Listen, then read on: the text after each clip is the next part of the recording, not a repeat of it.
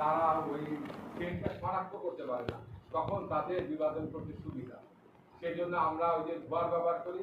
এই যে ধোঁয়া দিয়ে নিয়ে গেছি, ধোঁয়া দেওয়া দিয়ে কাউকে কি কামড় দিচ্ছে? ফুল ফোটায় নেই।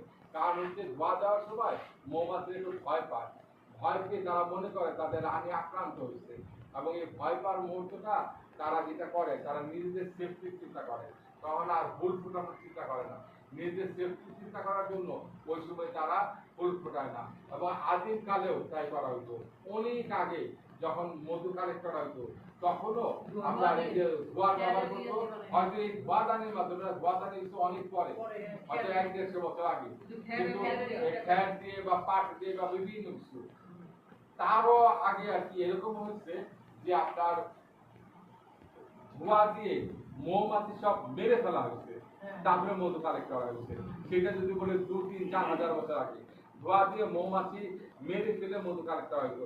কিন্তু পরে দেখা গেল যে না, মৌমাছি যদি মেরে ফেলি তাহলে আমি মধু পেলাম দেখি, কিন্তু পরবর্তীতে আর মধু পাচ্ছি না।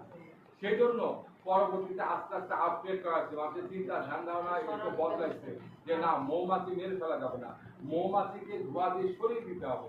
শরীর দিয়ে আমরা মধু কালেক্ট করবো, প্রয়োজন মধ্যে মৌমাছিগুলো এইখানে থাকবে অথবা অন্য কোথাও চলে যাবে, কিন্তু মৌমাছিগুলো বেঁচে থাকবে। এই বিষয়গুলো, এই প্রযুক্তিগুলো আস্তে আস্তে আস্তে আসছে।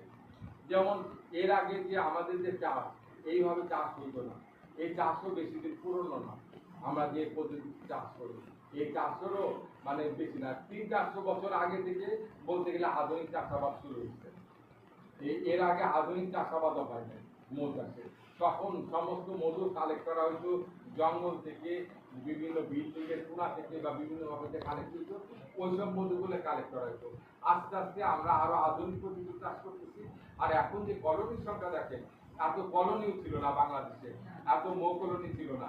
এবং এখন যে পরিমাণ মানুষ মধু খায়, এর আগে মানুষ শুধুমাত্র অসুস্থ হইলে বা শীত সিজনে 1-2 বার খাইলে মনে করতে যথেষ্ট, কিন্তু এখন অনেক মানুষ প্রতিদিন মধু খায়। এই যে প্রতিদিন মধু খায়, এটাও আমাদের মধুর উৎপাদন বেশি হয় যে কিন্তু খাইতে পারে। তো আমাদের যেটা সম্ভাবনাময় সেক্টর, এবং মৌমাছির মধু এবং কালিজিরা বলা হয়েছে সব রোগের ঔষধ, যাতে একটা মানুষ সুস্থ থাকতে পারে। আমি নিজেও তার উদাহরণ, আমি নিজেও অসুস্থ, কিন্তু আমি দেখছি যে মধু এবং কালিজিরা মানুষের খুব উপকার করে, দেহকে মনকে চাঙ্গা রাখে, অনেক ধরনের প্রবলেম সলভ করে, দেহের ভিতরে যে জটিল গ্রন্থিগুলো সেগুলো প্রবলেম সলভ করে অনেকাংশে। সেগুলো আমি যদি বলি সেটাতে লম্বা সময় লাগবে, ওই সময় যাচ্ছি না। তো বিষয়গুলো হচ্ছে যে আমরা মৌচাক বাড়াবো, এটা সম্ভাবনা রয়েছে। আমরা আমাদের চাষের পদ্ধতিটা ভালো মতো বুঝবো, জানবো, বাড়াবো, এবং আমরা